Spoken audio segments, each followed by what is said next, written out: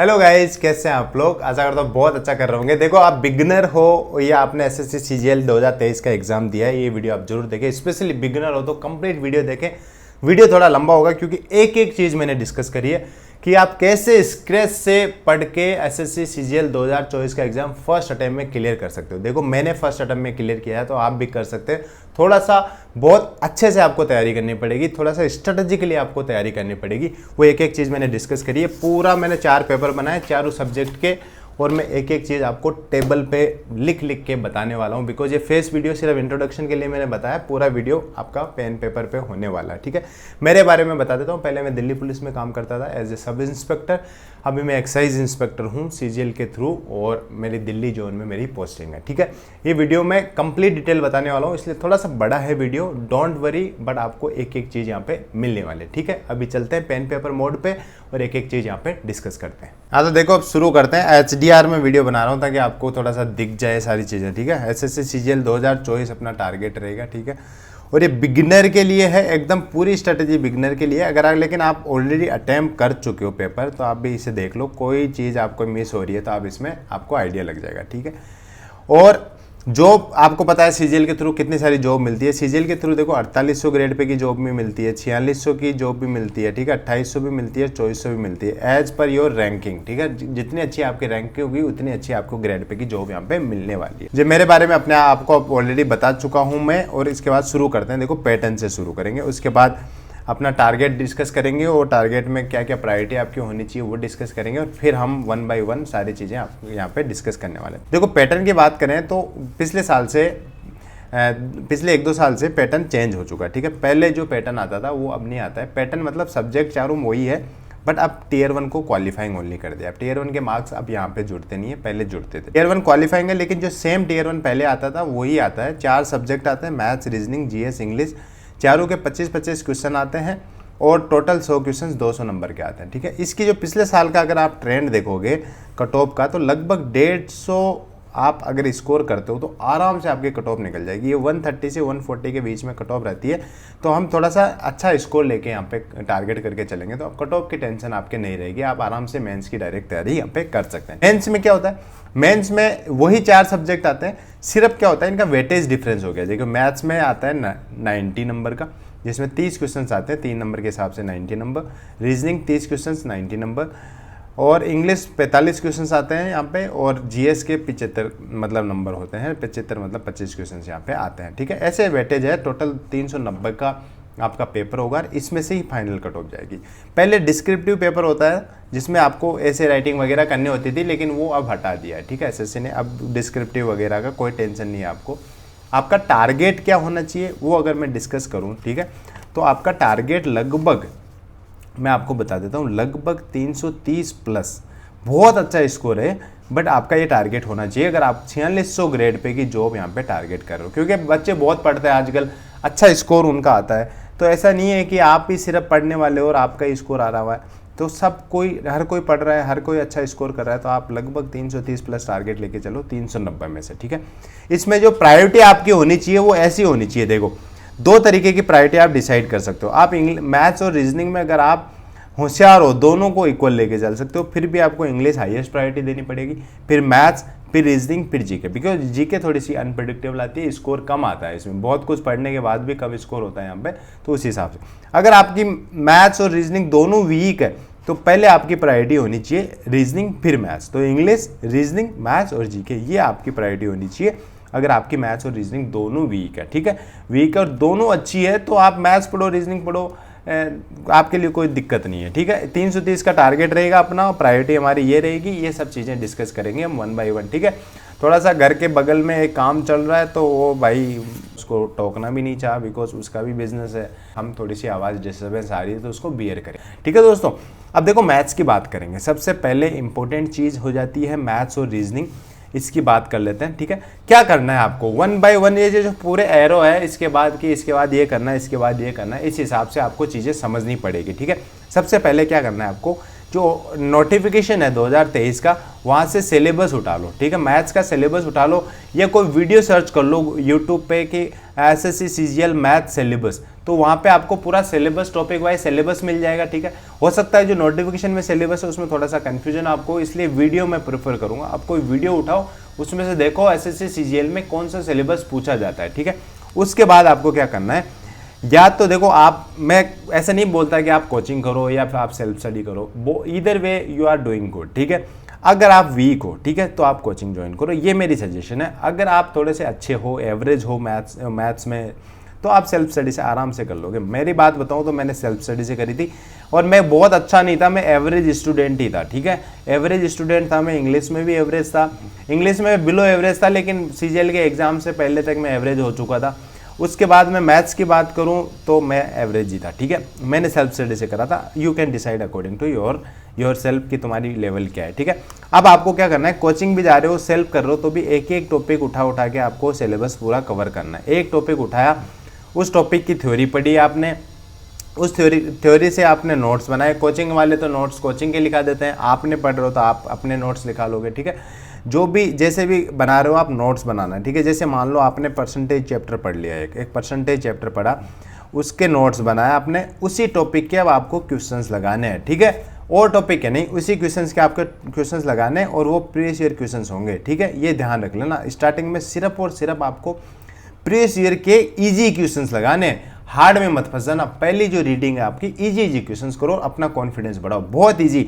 ऐसे मान लो कि परसेंटेज 100 का 20% कितना होता है, ऐसे वाले क्वेश्चंस आप शुरू में करो, कोई दिक्कत नहीं है। आपका बेस होना चाहिए बहुत स्ट्रॉन्ग। ऐसा नहीं है कि पहले हार्ड पे जंप करो, अभी बेस ही क्लियर नहीं है और पढ़े जा रहे हो।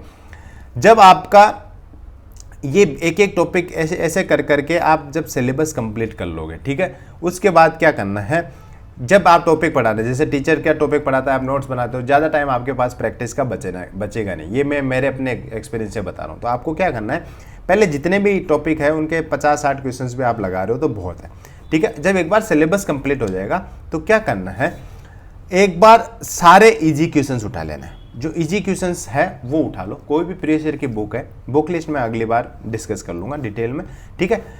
वो बुक उठाना है, उससे प्रीवियस ईयर के इजी क्वेश्चंस लगाने। अब आप कहोगे इजी कैसे भैया, 2012 तक जो क्वेश्चंस आए हुए हैं वो सारे इजी क्वेश्चंस हैं, ठीक है। बहुत ही हलवा क्वेश्चंस आते थे पहले, वो क्वेश्चंस आप उठा लो, ठीक है। अब क्या करना है, उन क्वेश्चंस को क्या करना है, इजी एक बार में हो जा रहा है, कुछ नहीं करना है। जो नहीं हो रहा है एक बार में, उस पर स्टार मार्क कर लेना है, ठीक है। ये है स्टार मार्क। उसके बाद सेकेंड टाइम आपको लगाना है मॉडरेट क्वेश्चंस। मॉडरेट क्वेश्चंस है वो है 2013 से 2016 के बीच के, ठीक है। ये लगाना है सेकंड रिवीजन में, ठीक है। रिवीजन क्या है, सेकंड प्रैक्टिस ही चल रही है अभी, तो रिवीजन हम बहुत बाद में शुरू करेंगे, ठीक है। उसके बाद थर्ड प्रैक्टिस सेशन होगा आपका, थर्ड टाइम प्रैक्टिस आप करोगे। जैसे 100 क्वेश्चंस भी लगा रहे हो एक टॉपिक के तो बहुत हो जाते हैं, ठीक है। 100 ईजी लगा दिए, 100 moderate, 100 hard, more than enough है, आप एक्सपर्ट बन जाओगे उन 300 क्वेश्चंस में। तो 2013 से 2016 के लगाने। फिर थर्ड में क्या करना है आपको, 2017 से 2023 तक के क्वेश्चंस आपको लगाने हैं, ठीक है। इनमें क्या करना है, जो आप एक बार में सोल्व कर ले रहे हो उसको कुछ नहीं करना है, एक बार में आपसे सोल्व नहीं हो रहा है उसको आपको स्टार मार्क कर लेना है, ठीक है। अब आना है आपको, और जो क्वेश्चन 2 बार में सोल्व नहीं हो रहा, आपको लग रहा है बहुत हार्ड है, आपको कॉन्सेप्ट अच्छा लग रहा है, कुछ समझ में नहीं आ रहा है, तो उसमें क्या करना है, स्टार मार्क करके उस पर गोला लगा लेना है, ठीक है। अब क्या करना है, तीनों टाइप के क्वेश्चंस आपने कर लिए। अब क्या करना है, फोर्थ रिवीजन आपको करना है, ठीक है। फोर्थ रिवीजन में क्या करना है आपको, फोर्थ रिवीजन में कुछ नहीं करना, जो स्टार मार्क और गोला स्टार मार्क है उन क्वेश्चंस को आपको कर लेना है, ठीक है। स्टार मार्क, गोला स्टार मार्क क्वेश्चन कर लोगे तो आपकी जो कन्फ्यूजन है वो दूर हो गए, ठीक है। अब फिफ्थ रिवीजन में क्या करना है, यहाँ पे देखो ऐसा नहीं है कि क्वेश्चंस कम होंगे, यहाँ पे जितना टाइम लगा उससे कम टाइम आपको यहाँ पे लगना चाहिए, बिकॉज अब धीरे धीरे आप क्वेश्चंस कम करते जा रहे हो, ठीक है। उसके बाद फिफ्थ रिवीजन में क्या करना है, सिर्फ स्टार के ऊपर जो गोला, मतलब बहुत ही स्पेशल क्वेश्चंस जो आपको एक बार में सोल्व नहीं है उन पे फोकस करना है, ठीक है। उसके बाद क्या करना है, सिक्स्थ रिवीजन में आपको सारे कर लेने, सारे मतलब इजी भी लगाने, मॉडरेट भी लगाने, हार्ड भी लगाने, और ये स्टार वाले भी लगाने, ये भी लगाने। बट अब ये नहीं कि इस रिवीजन पे तो आओगे नहीं, आप इन्हीं में से क्वेश्चंस उठ के यहाँ पे आए, ठीक है। बट इनमें से जैसे मान लो पहली बार में इजी के 1000 क्वेश्चंस आपने लगाए, मॉडरेट के भी 1000 लगा लिए, हार्ड के भी 1000 लगा लिए, तो अब ये सारे नहीं करने, ठीक है। इसमें से जैसे एक टाइप के 5 क्वेश्चन होते हैं उनमें से 3 कर लिए, ऐसे करके आपको फिल्टर आउट कर लेना है। थोड़ा सा दिमाग लगाना है, देखो सीजीएल में 4600 ग्रेड पे की जॉब मिलेगी तो थोड़ा सा आपको दिमाग लगाना पड़ेगा। उसके बाद क्या करना है, ये जब इजी वाले सेकंड थर्ड टाइम पे आप कर रहे होंगे तो टॉपिक वाइज आपको क्विज भी लगाती जानी है, ठीक है। रिवीजन से पहले काम शुरू कर देना, क्विजेस लगाना, कई सारे ऐप आते हैं, टॉपिक वाइज क्विज लगाना, ठीक है।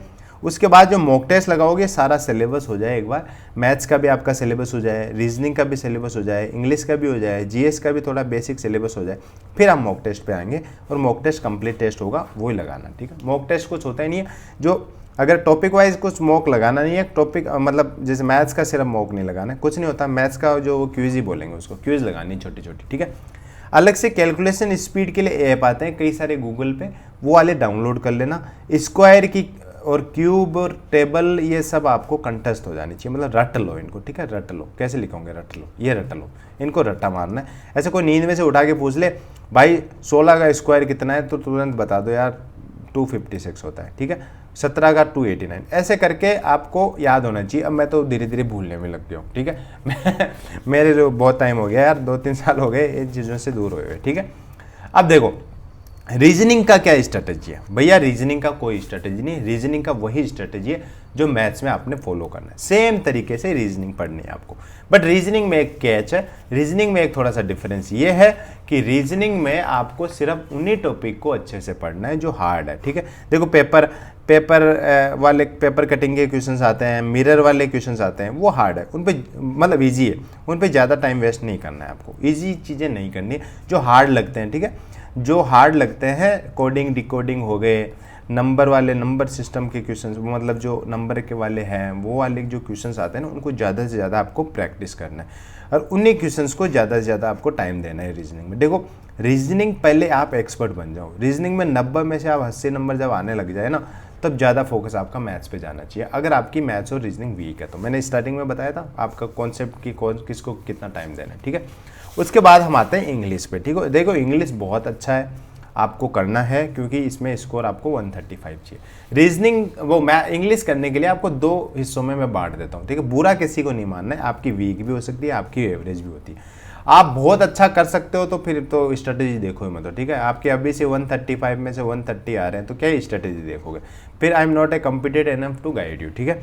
आप या तो वीक हो या एवरेज स्टूडेंट हो। अगर आप वीक हो तो कोचिंग ज्वाइन कर लो, शर्माओ मत, कोचिंग ज्वाइन कर लो। अगर आप एवरेज स्टूडेंट हो तो सेल्फ स्टडी कर लो, कोई दिक्कत नहीं है, आराम से सेल्फ स्टडी से ये क्लियर कर जाओगे, ठीक है। ये क्या करना है इसमें, सबसे पहले देखो मेरा स्कोर आया था 198 आउट ऑफ 200, मैं एवरेज ही था बट धीरे धीरे अच्छा हो गया था मैं, ठीक है। ऐसा नहीं है कि एवरेज ही रहा था मैं, एवरेज में इतना स्कोर नहीं आता है। सबसे पहले आपको करना है सिलेबस को कवर। सिलेबस को कवर कैसे करना है, एक तो ग्रामर पार्ट होता है इसमें, वोकैब पार्ट होता है, कंप्रेंशन पार्ट होता है, इन तीनों पार्ट्स को आपको अच्छे से कवर करना है।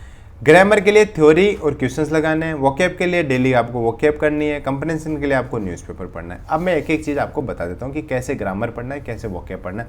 कंप्रेंशन का तो यहाँ नहीं बता देता हूँ। देखो द हिंदू पेपर आता है ना, आजकल पेड कर दिया है इसको। इंडियन एक्सप्रेस आता है एकदम फ्री, ये भी नहीं है, ये भी पेड हो गया, लेकिन फिर भी आपको मिल जाता है, ठीक है। आराम से आप टेलीग्राम वगैरह पे देखोगे मिल जाएंगे। इनके जो आर्टिकल आते हैं ना वो पढ़ने। अब कई सारे आजकल नए नए ज्ञानी आ गए मार्केट में, बोलेंगे आजकल there is no need to read newspaper, आपके ऐसे ही अच्छी हो जाएगी। देखो आपकी शायद ऐसे ही अच्छी हो जाए कंप्रेंशन, बट न्यूज़पेपर पढ़ने का सबसे बड़ा बेनिफिट ये है जो आपको वहाँ पे कंप्रेंशन देखने को मिलेगा। मोस्टली कंप्रेंशन जो आजकल आ रहे हैं वो करंट से रिलेटेड आ रहे हैं। करंट कुछ चल रहा है, जैसे मान लो G20 चल रहा है अभी, तो G20 का ही कोई आपको वहाँ पे कंप्रेंशन या क्लोज टेस्ट देखने को मिलेगा, पैसेज देखने को मिलेगा। तो आप अगर ये करंट ये पढ़ रहे हो न्यूज़पेपर, तो कहीं ना कहीं आपकी ये नॉलेज भी बढ़ रही है, आपको कैच हो रहा है चीज़ों को समझने का कि G20 किसने होस्ट किया है, कौन इसका शेरपा है, बहुत सारी चीज़ें।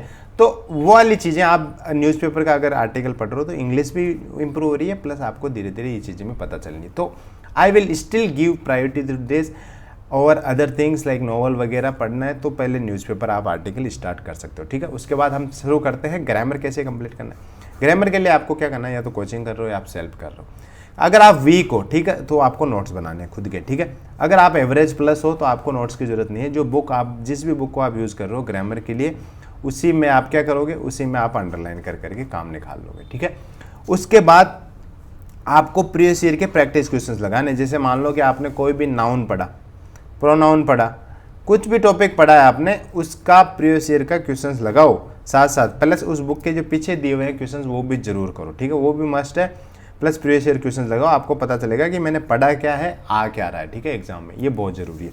ग्रामर रूल के क्यूज लगाओ, जैसे जो भी ग्रामर रूल आपने पढ़ा, आपने क्वेश्चंस लगा लिए, आपको थोड़ा सा कंफर्टेबल हो गया, आपको लग गया कि आप कर सकते हो, तो उसके क्विज लगाओ साथ के साथ, ठीक है। टॉपिक वाइज क्विज होनी चाहिए, यहाँ पे मॉक मत लगाने बैठ जाना कि पढ़ा तो प्रोनाउन नाउन है, बाकी सारे टेंस वगैरह से आपके क्वेश्चंस देखने को मिल रहे हैं, और आपको थोड़ा सा डिमोरलाइज करते हैं और डिमोटिवेट करते हैं, ये वाली चीज़ करनी ही करनी है। वोकैब क्या करना है, वोकैब की बुक आती है, कई सारी बुक्स आती है मार्केट में, आप उनमें से लो बुक 50 से 100 वर्ड डेली उठाओ, एक टाइप के वर्ड मत उठाना, 50 से 100 वन वर्ड पढ़ लो, कुछ 20 वन वर्ड पढ़ लिए, 20 इडियम्स पढ़ लिए, 20 सिनो पढ़ लिए, 20 एंटो पढ़ लिए, ऐसे कर करके फ्रेजेस वगैरह पढ़ के आप आराम से 100 वर्ड तक पहुंच जाओगे। जब 2 से 3 हज़ार वर्ड आपके हो जाए तब आप लगाना शुरू करो डेली क्विजेस, क्योंकि उससे पहले शुरू करोगे तो कहीं ना कहीं आपका कॉन्फिडेंस कम रहेगा, और कॉन्फिडेंस के चलते आप थोड़े से हताश होगे, हताश के चलते आप धीरे धीरे इंग्लिश से डरने लग जाओगे। ऐसा नहीं करना है, जब थोड़े से वर्ड पढ़ लो, आप लग जाए कि आप 1-2 महीने से वर्ड्स पढ़ रहे हो रेगुलर, तो आप फिर उसके बाद हमेशा क्विज करना। एक क्विज उठा ली, 1 वर्ड सब्स्टिट्यूशन की क्विज लगा ली, एक ईडीएम की क्विज लगा ली, और जो उसके 4 ऑप्शन आएंगे, जैसे मान लो कि कोई भी एक वर्ड दे दिया आपको, ठीक है, उस वर्ड के 4 ऑप्शंस है ना, उन चारों ऑप्शंस के भी मीनिंग आपको याद करने हैं, because ultimately these are also words, वो आपको पढ़ना ही है। तो ऐसा नहीं है कि सिर्फ जो क्वेश्चंस में दिया हुआ है उसका पता है और ऑप्शन में एक सही है उसका पता है, बाकी 3 का नहीं पता, ऐसा नहीं करना है, उन बाकी 3 के भी आपको मीनिंग पता होने चाहिए, ठीक है। आपको क्या करना है, सिलेबस जो कंप्लीट कर रहे हो आप, उसकी स्ट्रेटेजी यही है, थ्योरी पढ़ो, प्रीवियस ईयर क्वेश्चंस लगाओ, फिर कुछ नया नहीं पढ़ना है until unless you do this. पहले सिलेबस, थ्योरी और प्रीवियस ईयर क्वेश्चंस करो, उसके बाद ही आपको कुछ नया पढ़ना है, उससे पहले कुछ नया नहीं पढ़ना, ठीक है। मॉक कब लगाने, मॉक जब आप सब कुछ कंप्लीट कर लो, बाकी मैथ्स रीजनिंग सबके साथ मॉक लगाने आपको, ठीक है। इसके लिए देखो, एक मैं आपको ग्रामर के लिए एक बुक सजेस्ट कर देता हूँ, ठीक है। ये बुक आती है अवतार the word master, neon publication की बुक है, भाई मनीषा बंसल में।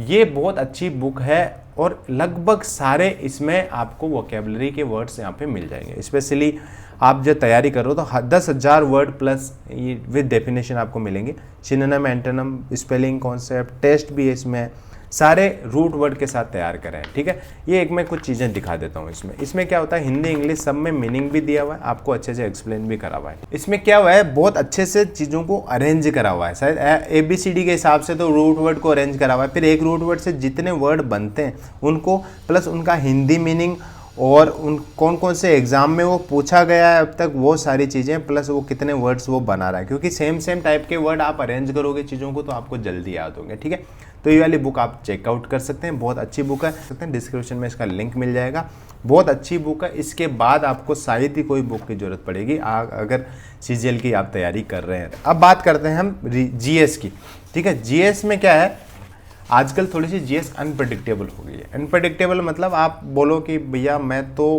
75 में से 75 ले आऊँ या 75 में से 50 ले आऊँ, तो कोई नहीं कह सकता आप कितना स्कोर करोगे। फिर भी बेस्ट स्ट्रेटजी क्या हो सकती है वो चीज़ हम देखेंगे, ठीक है। देखो, सबसे पहले आप इसको हम कम इंपॉर्टेंस देते हैं, और बट कि ये आजकल इंपॉर्टेंट हो चुकी है, क्योंकि आप 390 में अगर 330 भी टारगेट कर रहे हैं तो इसको इग्नोर नहीं कर सकते, बिकॉज बाकी में तो आप पूरे में से पूरे स्कोर लाने से ले इसको आपको करना ही पड़ेगा, ठीक है। देखो, सबसे पहले कैसे करना है, आपको सिलेबस पढ़ना है, इसका सारा सिलेबस आ गया। जैसे मान ले हिस्ट्री है, पॉलिटी है, ज्योग्राफी है, साइंस है, उसके बाद कई सारी चीज़ें हैं जो सिलेबस आप देखोगे, मोटा मोटा आपको सिलेबस समझ आ जाएगा। सिलेबस में सेलेक्टिव होना है स्टार्टिंग में, ठीक है, सेलेक्टिव हो जाओगे, एक बार आप थोड़ा सा बहुत रीडिंग कर लो, उसके बाद सेलेक्टिव हो जाओ, सब कुछ अंडर द सन आपको नहीं पढ़ना है, ठीक है। जैसे मॉडर्न है, मॉडर्न हिस्ट्री आपको ज़्यादा प्रायोरिटी देना है एंशिएंट और मेडिवल के, ठीक है। एंशिएंट और मेडिवल में आपको सेलेक्टिव चीज़ें पढ़ सकते हो, जैसे एंशिएंट में सिविलाइजेशन पढ़ सकते हो, हड़प्पा वगैरह, ठीक है। उसके बाद बुद्धिज़्म, जैनिज़्म पढ़ सकते हो, मेडिवल में मुगल्स पढ़ सकते हो, ठीक है। ये सारी चीज़ें आपको पढ़नी है, ठीक है। यार ये कहाँ से पढ़नी है, एक स्टैंडर्ड बुक लेनी है आपको, वहाँ से पढ़नी है, वहाँ से थ्योरी कवर कर लेनी। कोई भी एक ऐसी बुक जो स्टैंडर्ड हो, मतलब सारा कुछ हो उसमें, एक आपने सिलेबस के ओरिएंटेड, वो आप ले लो, और उसमें से आपको थ्योरी पढ़नी है, 1 टॉपिक एट ए टाइम। जैसे वो टॉपिक पढ़ो, जैसे मान लो पॉलिटी का, कोई इंडियन पॉलिटी का आपने एक टॉपिक पढ़ लिया कोई, ठीक है, उस टॉपिक को आपको पढ़ना है और उसके ऑब्जेक्टिव क्वेश्चंस लगाने। इसकी भी एक बुक आपको ज़रूरत पड़ेगी, ये लेनी है, वो टॉपिक पढ़ के ऑब्जेक्टिव क्वेश्चंस उसके लगाने हैं। NCERT बुक आपको पढ़नी है, नहीं पढ़नी, देखो पढ़ो, NCERT बहुत अच्छी बुक्स है, पढ़ो अगर आपके पास टाइम है और आपकी मैथ्स और इंग्लिश बहुत अच्छी है तो, क्योंकि अगर ये अच्छी नहीं है तो इनको भी अच्छा करना है, आपके पास टाइम शायद ही कम बचेगा, ठीक है। अगर आपकी अच्छी है तो एनसीईआरटी पढ़ो। अगर आपने एग्जाम दे रखे हैं, एक दो बार मैथ्स रीजनिंग कर रखी है, तो I will suggest you to go for NCERT. अब एनसीईआरटी आपको पढ़नी चाहिए, ठीक है। और क्वेश्चन उसी टॉपिक के लगाने जो हमने यहाँ पे पढ़ा है, ठीक है, वही उसी क्वेश्चंस के टॉपिक क्वेश्चंस लगाने उसी टॉपिक के, उसके बाद उसी टॉपिक की क्विज करनी है, टॉपिक वाइज क्विज। जैसे मान लो प्रेसिडेंट पढ़ लिया हमने आज, ठीक है, प्रेसिडेंट के सिर्फ अकेले प्रेसिडेंट के क्वेश्चंस नहीं मिलेंगे तो ठीक है, बाकी थोड़ा सा बड़ा ले लो। पार्लियामेंट, ठीक है, पार्लियामेंट में सब कुछ आ गया। पार्लियामेंट आपने पढ़ा तो उसके थोड़े ऑब्जेक्टिव क्वेश्चंस लगाए, जो भी बुक आपने ले रखी है, ठीक है, उसमें से। फिर कोई ऐप आपने इंस्टॉल कर रखा है, उसमें से उसके क्वेश्चंस लगाए। नहीं तो गूगल कर लो सिंपल, पार्लियामेंट के एसएससी के क्वेश्चंस आराम से आ जाएंगे, वहाँ से आप कर सकते हो। फिर नेक्स्ट टॉपिक पे मूव करो। ऐसे करते करते आपको पूरा सिलेबस कंप्लीट कर लेना है, ऐसे ही कॉन्फिडेंस आएगा। और जब जीके जीएस एक बार पढ़ लो ना आप, उसके बाद मॉक लगाना शुरू कर देना एक बार, क्योंकि जीके जीएस में 100% कॉन्फिडेंस आपको कभी भी नहीं आएगा। आपके क्वेश्चंस गलत होते रहेंगे, आप पढ़ते रहोगे, आप मॉक लगाते रहोगे, ठीक है। ऐसा नहीं है कि भैया मैं तो जब तक मेरे 75 में से मेरे 50 नहीं आ जाएंगे तब तक मैं मॉक लगाना शुरू नहीं करूँगा, ऐसा नहीं है। जीके जीएस में कम नंबर आएंगे, आपको डिमोटिवेट होने की जरूरत नहीं है, ठीक है। उसके बाद एक इंपॉर्टेंट फैक्टर होता है जीके जीएस में, करंट अफेयर। आपको ये भी लगाते रहना है। वीकली करो, स्टार्टिंग में वीकली करो, एक बार वीकली को रिवीजन कर लो, उसके बाद छोड़ दो वीकली, फिर मंथली पे आ जाओ, ठीक है। जैसे मान लो जनवरी का आपने करना है, ठीक है, जनवरी के 4 हफ्ते बांट लिया आपने, चारों के एक एक बार पढ़ लेना है, एक 4 बार ही हो गए, एक बार रिवीज कर लिया। फिर उसके बाद उसका मंथली जो आएगा जनवरी का, वही फाइनल टाइम आपको 2-3 बार रिवाइज करना है, क्योंकि जो वीकली होते हैं उनमें से छांट के मंथली बनाया जाता है, और मंथली में ज़्यादा इंपॉर्टेंट क्वेश्चंस वहाँ पे होते हैं, ठीक है। इतना ही है इस वीडियो में, चारों सब्जेक्ट पे हम बात कर चुके हैं। काफ़ी लंबा वीडियो हो चुका है, लेकिन आपके लिए बहुत कुछ इन्फॉर्मेशन मैंने आपको दी है, और आशा करता हूँ बहुत अच्छा आप तैयारी करोगे और अच्छा रिजल्ट आपका आएगा। This is all in this video guys. Thank you, thanks for watching.